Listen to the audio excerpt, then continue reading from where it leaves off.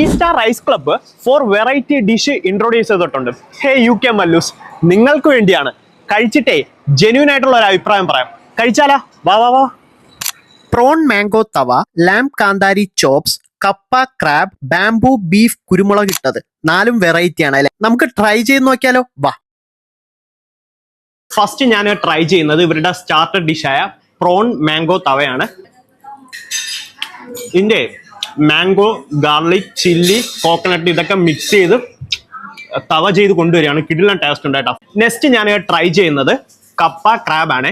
കപ്പയിൽ dip ചെയ്ത് കിടക്കുന്ന crab ഇല്ലേ, അതിങ്ങനെ എടുത്തു വെച്ച് കഴിക്കുമ്പോൾ ഉണ്ടല്ലോ എൻ്റെ മോനെ, ഞണ്ടിന്റെ ആ ഒരു ഫ്ലേവർ ഉള്ളിൽ കിട്ടുന്നുണ്ട്. സൂപ്പർ ആയിട്ടുണ്ട് കേട്ടോ. ലാംബ് കാന്താരി ചോപ്സ് ആണ്, ബട്ടറും ചീസാണ് വരുന്നത്. ഇതാണ് ഇതിന്റെ മെയിൻ ഹൈലൈറ്റ്. നമുക്ക് ട്രൈ ചെയ്ത് നോക്കിയാലോ?